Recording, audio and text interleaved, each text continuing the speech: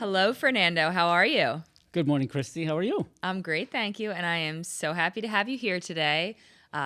Just to give the listeners a little bit of insight, Fernando and I are working together on a very important documentary for his nonprofit. We'll get into that a little bit as we go along here. But let's start with, can you tell us a little bit about your 25 plus years of experience building businesses for social impact and what led you then to eventually create your nonprofit organization, Bridges 2030?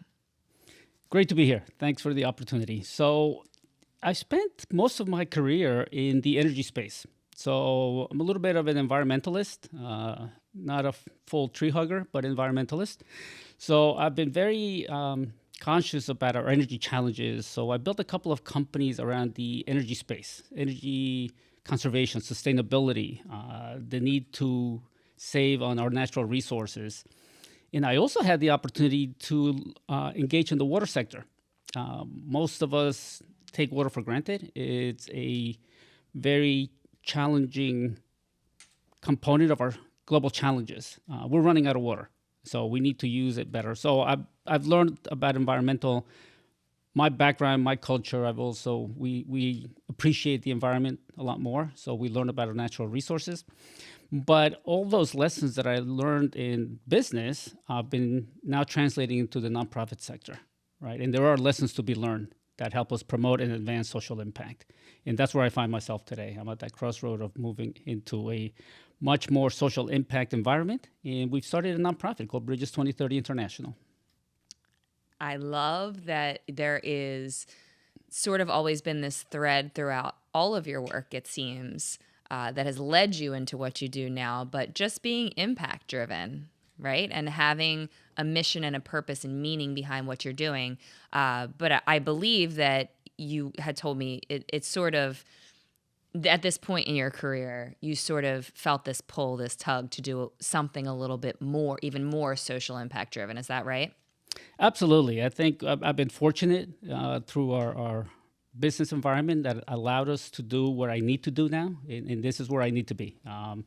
I've told you, and I've shared with many people, my life is an internship to where I need to be, and I need to be here, and I need to be driving the social impact, talk about the forcibly displaced, the global challenges, and making sure our next generations outlive our mission and learn, educate, and engage.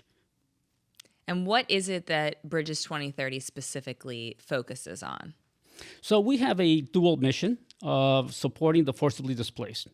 There are 110 million forcibly displaced people around the world, all countries, it's Afghanistan, Ukraine, Uganda, Sudan, Colombia, Venezuela.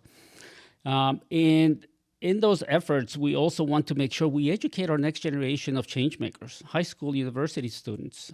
As I travel around the country, and I've traveled extensively, it's impressed upon me how our young generation, and ourselves included, are living in a privileged country, privileged life.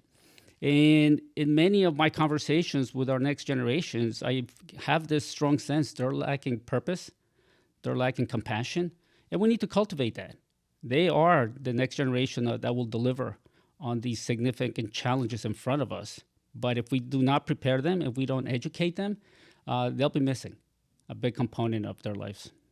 Absolutely. And I know that that's something that's really important to you. And Bridges 2030 is doing really great work at the moment, and dreaming even bigger of more things that you can do to really spark that interest and get young people to just connect with the importance of cultivating meaningful work, right? Doing something maybe that you love or you're good at, but finding a way to also bring that meaning and purpose along with their work. And so can you tell us about your own family's experience moving from Colombia to the United States, and how has that experience of forcibly displaced communities, why does that resonate with you so much? Absolutely. So we're an immigrant story. So we arrived in October 25th, 1969, the date I remember candidly and explicitly. But it was really the sole mission of my parents leaving Colombia and coming to the United States is to give us a better life. My brother, myself, my sister, give us a better life. To them, I say mission accomplished. They are in their 90s. We just celebrated my mother's 90th Jubilee. So I have these conversations with them frequently because they really are a fabric of what I'm doing today. They put the DNA in us that it talks about compassion. We're a Latino family. We're emotional. We're huggers. We like to really find ways to help people. And that's part of the lessons from my parents. They've always shared with us, if we can help someone, not should we help them, we have to help them. And that's part of our mantra that I've been going forward with Bridges 2030. And as I look at today at the families that we're supporting, the Ukrainian families arriving in Philadelphia, I see that pain in their eyes. I see that struggle that my family went through when we arrived. Language barriers, lack of money. But my parents figured it out. They got us enrolled in school. They got their driver's license. They got an apartment. The Ukrainian families arriving in Philadelphia are going through the same struggles. The significant difference in our journeys is my family had a choice. They do not. They do not have a choice. So they are forcibly displaced by tyranny. They're trying to survive, and their fight to freedom and democracy is a fight for all of us. And I'm glad you brought up that aspect of your work, because that was going to be my next question. Your mission at Bridges 2030 is about cultivating more compassion and support for forcibly displaced communities. Can you tell us more about the work you've been doing over the past 2 years to help the Ukrainians who've resettled here in the Philadelphia area, and what type of support Bridges 2030 has given to those who are still living in Ukraine as well? Absolutely. So really our engagement with the Ukrainian community was from reading an article in the newspaper about arriving families into a church in Northern Liberties, Philadelphia. So I felt compelled to go to the church, introduce myself.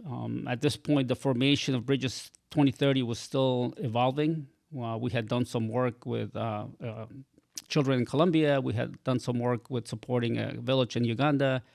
I've had the opportunity to travel to Amman, Jordan, and learn a lot about the Syrian refugee crisis. So we were shaping our mission. And going to that church that day, had the privilege to meet Stacey Harpster, who is a professor at Temple University. And she was there for the same reason. How can we help? So we engaged with the community at the church. We met several families that arrived. We listened to their painful stories of leaving loved ones and family behind. And they were now trying to resettle into the U.S. So the church did a tremendous work in getting them initial housing, but they wanted to be productive members of society. And they were forcibly displaced. I struggle with the word refugee because no one chooses to be a refugee. So we felt, how can we help fundraise, bring additional resources, engage the community, including our young people, Temple University students, to learn about this and find a way to support, find a way to not just financially, volunteer, come to the pierogi drive, help them secure furniture for their apartment. So all those grassroots efforts turned into a bigger mission for us. And that's where our focus began to really currently be on the Ukrainian crisis. There are several families we have assisted. Most of these families understanding that it's women, children, and elderly. Men are not allowed to leave Ukraine if you're between the ages of 18 and 60. So we wanted to make sure that children specifically had a path of engagement and learning. So we supported the efforts of getting a young 2-year-old, Sarah, into daycare. Alexei, we engaged him in karate lessons. He's very much into karate. We had a young lady who went to summer camp. So trying to give them a sense of normalcy in their lives was important to us. Children are innocent, so we believe in protecting the innocent and protecting human dignity. So we wanted to make sure that there was a path for these families to start integrating themselves into our society in a productive way. Yeah, and you've really just done one thing after another. I feel like it just keeps leading to more opportunities for you to help. And can you tell us also about, you had helped supply a generator in Ukraine. What was that story about? Two individuals that have had an impact in our mission, Yulia and Sarah. Yulia, a 28-year-old mother, Sarah, her daughter, a beautiful 2-year-old child. And they resided in Philadelphia for about 6 to 8 months. And they made the difficult decision of going back to Ukraine.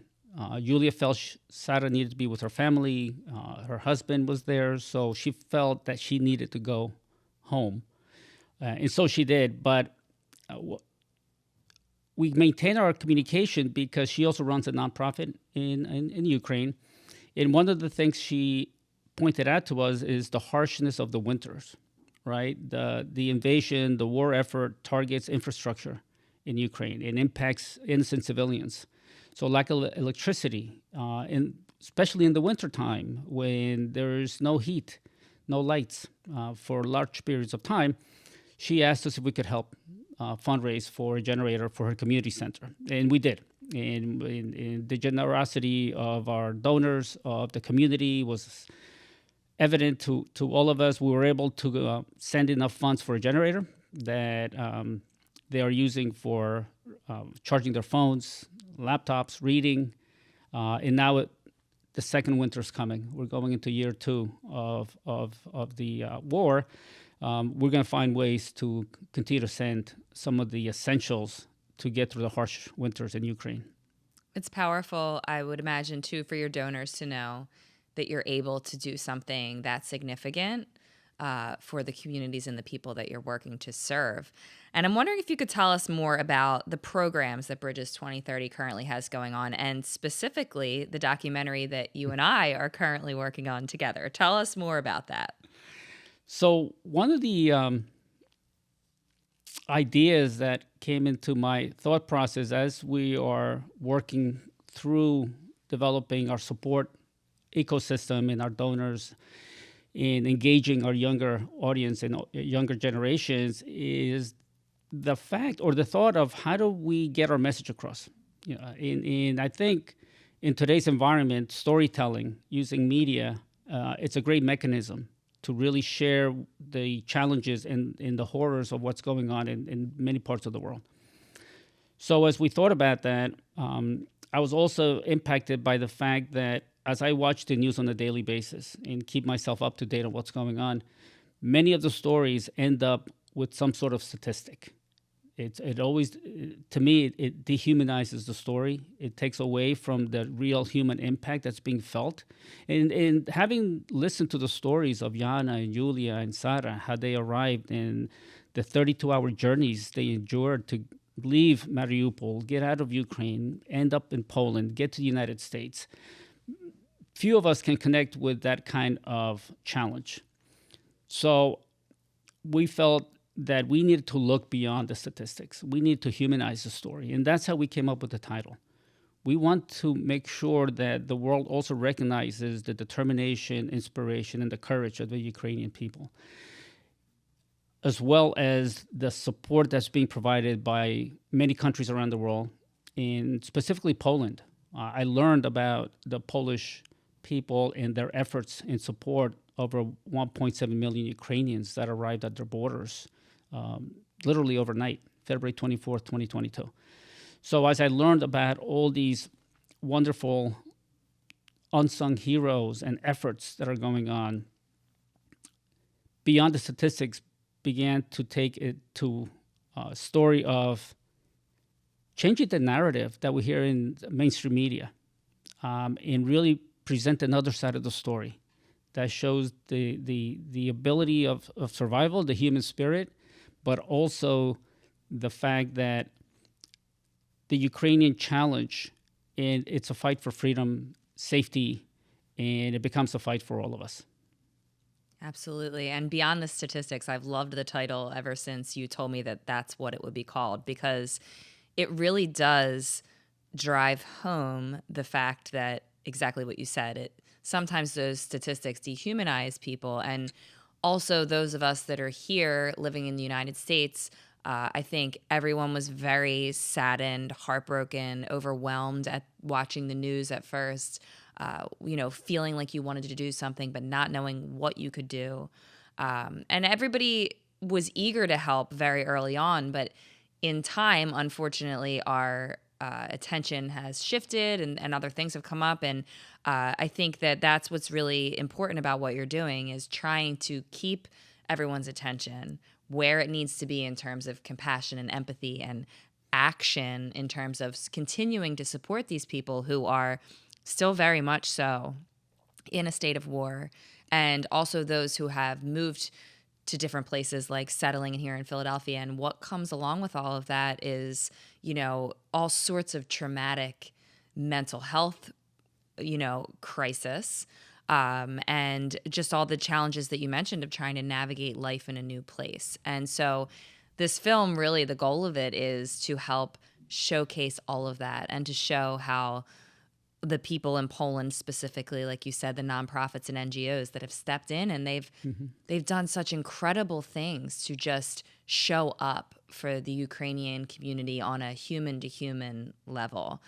It's really what Be the Good Media stands for, and that's why I'm so proud to be your partner on this, because it's also about shifting the narrative, like you said, away from the heavy reality of it is what it is, and we can't ignore that. But also, how can we extract the good from this too and shed light on the compassionate work that's being done and the resilience, the incredible resilience and courage of these Ukrainian people. It's just fabulous to see that, we can connect with somebody. I would have never known these families, these people that we've interviewed. There's no other reason I would know them, right? If it weren't for the fact that you went to that church that day and you put in that compassionate base level energy to this project, and then it grew into what it is now. But I've been so incredibly inspired by Yana and Yulia and just these families that we've gotten to know. And I wanted to see if you could also tell us, everyone listening, what's your plan for that documentary? Once it's out, we're almost finished. We're in the very last stages of production. Tell us about how you plan to use the documentary as a vehicle for greater levels of impact and a hope or call to action. The documentary is the first of many, we hope. And the title speaks to that, right? Beyond the statistics, we'll address several global challenges in different parts of the world. Looking at the crisis in Ukraine, this is a vehicle for us to amplify our message, amplify awareness, give a voice to those that do not have one or are challenged by the current situation. So the distribution or the objective is to share with as many universities, high schools, the younger generation that needs to learn and engage. So that's part of our plan to get it out to globally to universities that want to learn and want to be more engaged in what's going on, specifically today in this crisis. But there are no shortage of crises around the world. And that's part of what we are concerned about. We begin to see what's been termed compassion fatigue. Right? Compassion fatigue means that we have so many challenges around the world that we get tired of listening to these stories and trying to absorb everything the media is feeding us, social media, TV, radio. But I submit to our audience that forgetting about what's going on is not an option. In my darkest days, when I think, can I really do much? Can I really move this forward? I think about Yana and I think about Yulia. My darkest day will never compare to what they've been through. And we cannot forget, we cannot ignore. And it's part of our challenge as humanity. And that is part of what I've learned recently. And we ask ourselves, are humans losing humanity? Right? Are we losing humanity? Our ability to feel compassion for other people cannot be lost. And specifically to our younger audience and our next generations, they are so caught up in social media and phones and videos and TikTok. Their ability to build interpersonal relationships is beginning to fade. And that should be a concern to all of us as parents, but also as educators as we prepare these young minds into their next stages of life, we need to make sure they build passion and compassion into their career paths. That's why I think it's so powerful that you're taking this angle of really trying to infuse this message into the younger generations, because you're noticing exactly what you just said. And unfortunately, not everybody's noticing that that's happening. And if we don't pay attention to it and do something to sort of reignite that understanding that we need to care, we need to continue to care about humanity. And I think that you're gonna get that message across pretty clearly to this younger generation through the medium and vehicle of film. And you and I have talked about this a lot, that there's just so much power in using film and storytelling as your vehicle to raise awareness or cultivate more compassion or understanding, or really just get audiences to have a clearer understanding of what's going on. The fact that we're telling the stories of Yana and Yulia, David, and their whole family, it is going to give viewers a very clear understanding of this is what they went through. You know, you may have just seen the missiles flying over Ukraine and all the chaos and destruction that was going on, which was really hard to watch. To your point, the compassion fatigue is a real thing. It's easy to say, I just want to turn off the TV. I can't bear to watch this anymore. But it's so important for us to remember that people like these families that we've interviewed, they're still trying to put the pieces back together. You know, they're still trying to heal and recover and figure out what their new life is now here in a completely different place. Yana, who we interviewed, something she just said to me recently really struck me. She said, you know, I guess she was speaking of friends that are still in Ukraine, and they said, what is it like where you are? And she said, it feels like I'm living on a completely different planet. You know, and that really hit me. Like, yeah, of course. Like, even though you're here and you're safe and you're in a community that's really trying their best to take care of you, you had to leave everything you knew. What the forcibly displaced people had to go through, and Yana is a good example. When she left her home in Mariupol, I don't think the magnitude of the war had set in, because as she shared with us several times when we've talked to her, when her husband they both decided that they needed to leave, she packed for 3 days. She thought she'd be back by the end of the week. She thought she'd be back in 2 weeks. So her suitcase was a 3-day suitcase, and here we are over a year and a half later, and now she's residing in Philadelphia, away from her homeland, away from her relatives, away from her husband. And those are stories that we want to amplify. Everybody has a story. 110 million people have a story to share with the world, and they want to talk about it. They want us to hear about it, because it'll trigger a different sense of responsibility. And as I learned in Poland, it's beyond responsibility. It's a sense of duty. We have the duty to help if we can help. And that's the message we're trying to get across. Yeah, and it's perspective shifting too for those of us who have never had to live in that type of really horrifying circumstance and having to have your whole life turned upside down. You know, it's important for us to hear those stories because it allows us to have a different perspective and understanding for how, you know, grateful we should be for never having to have had that type of experience. We many of us will never understand what it feels like to be in that situation. But as we see the film, and you and I have looked at the film several times, maybe too many times. But if you look at the emotion in the words of Yana and Yulia, and if you really pay attention to their facial expressions, you see the pain, you see the agony, and the horror that they experience as she tells the story of trying to drive out of Mariupol to get to safety. It is something that we cannot simply overlook. And as you hear these compassionate stories, we are pulled into this discussion. And then what happens after the discussion? We need to engage. It's a call to action, right? The Polish people responded to the call to action. They opened up their country, and 18,000 people donated apartments or Airbnbs or places for people to stay. So it triggered this ability that humans need to support humans in their time of need. And our generation needs to make sure our next generations understand that, because we are living in a privileged life, but there is something that we can do. We can all do something. We can all do something. I love every bit of every time you say that, because it's and you say that often, and it's so true. And it's very much baked into this podcast, and the message that I hope to convey to listeners is that you don't have to do something massive and grand. It's absolutely admirable that any of us would start a nonprofit organization, or, as these NGOs are doing in Poland, step up and really take significant action. But we all can just do something.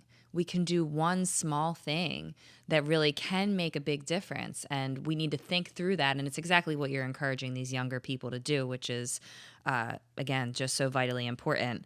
And I want to talk to you about the topic of community, because on this podcast, we also talk a lot about the topics of compassion and community. How important would you say it is for those who are forcibly displaced to receive assistance in cultivating community and a sense of security after everything that they've been through? We speak at length to our friends, our families that we're engaged with today about their dreams, aspirations, goals, and objectives, which have dramatically changed 2 years ago. So our community in the Philadelphia area has been very welcoming to the arriving families. Support comes from the church, grassroots efforts, communities donating, and it's interesting to see that their engagement really is triggered when they learn more. When we have a gathering, we start talking about the crisis and the families that are arriving, and several people will want to say, "Well, I'd love to meet them," or "What can I do?" So people want to help.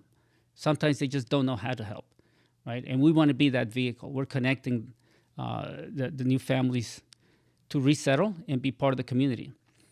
And critically important to the message is the fact that they do not want to just settle and receive government assistance. They want to have productive lives and be contributors to our society. So I think it's our role to help them achieve that. English lessons, get your driver's license, find work, move into an apartment. And then you build those aspirations forward. Children go to school, then they want to go to college.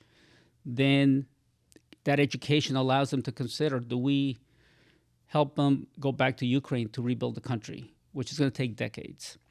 So the engagement we're seeing from the community it's overwhelming, despite the fact there are so many good causes that people need to support and are supporting. But amplifying those voices and getting the message of awareness so we do not forget becomes very relevant in all the discussions. And we just completed a Christmas drive. Yana and Julia, despite all their daily challenges, wanted to continue a tradition they started in Ukraine of giving children disadvantaged or disabled children or orphanages gifts for children at Christmas. And they started that tradition back in Mariupol years ago. And before they were forced to leave, they had up to 600, 700 gifts for children that every Christmas they'd have a little party, they give out gifts, and they wanted to continue that tradition. So they talked to me about it, and we just completed a drive. So we'll have in our first Christmas drive for Ukrainian children, about 100 children will receive gifts that we're sending over next week.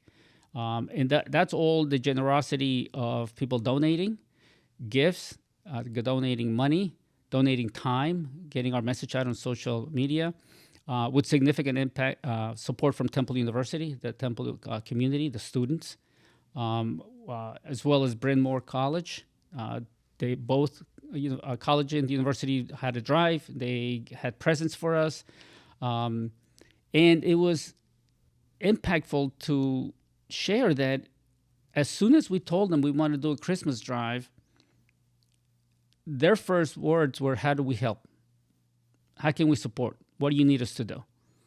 So I do a lot of talks to universities and colleges, and those are the actions that give us hope for humanity.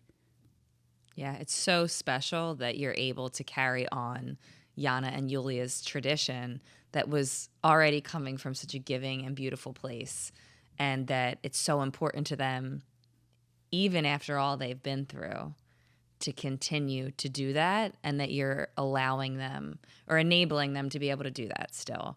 And then engaging all of these younger people to help support it and getting them to understand that this matters, and it matters that we continue to help them. So thank you so much for sharing everything you've shared so far about Bridges 2030. I'm obviously a huge fan Thank you. and a very proud partner of yours, and I truly look forward to all the ways that we can together continue to tell these stories and let the voices of those who have been forcibly displaced to be heard beyond the statistics. I really look forward to carrying on that message. So can you tell us what are some other areas that you plan to maybe focus on going forward, or communities that you have lined up to hopefully support going forward? Yes, part of our thought process as we build on the Beyond the Statistics name is, what are other parts or other stories that we want to amplify and continue to tell? And they all have the common denominator of the forcibly displaced or immigrant journeys that are inspirational and shows us the determination of the human spirit. So in our plans, we want to continue with other episodes of our documentary. One in Jordan. We'd like to highlight the Jordanian support for the Syrian crisis. I've had the opportunity to visit Jordan several times, and the generosity of the country and the people there is overwhelming. And we don't understand that or hear about that enough here in our country, and certainly our next generations do not hear enough about it. So that's probably our next project. And then I'm also very compelled to go back to my own native land of Colombia, where we are right now supporting the Venezuelan crisis. Over 1 million Venezuelans have left the country, coming to Colombia. We've welcomed them. As I like to tell people in Colombia, we build bridges, we don't build walls. And those are the stories that we will build upon in our next episodes, and certainly with the support of community and philanthropy and donors, we hope to continue that into other parts of the world. I look forward to watching all of this great work unfold. You are such an inspiration, Fernando, and everybody that supports your mission is such an inspiration, because you really help remind us of the things that we should be paying attention to, and of all the good that does exist amidst, a lot of the negative reality. There's still a whole lot of good that exists, and there's people out there like the Polish NGOs who are just stepping up and taking on that duty, as you said. It's not just a call to action, it's a duty that we should help people when we can and where we can. So thank you so much for sharing everything you've shared and for the work that you do. Lastly, can you tell listeners how to best support your mission? How can they get involved, and where should they go to connect with Bridges 2030's ongoing work? So for us, in our call to action, especially with our young audience, is engage. And what does that mean? So volunteer. Find us on social media. We're on LinkedIn. We're on Instagram at bridges.2030. Send us a message.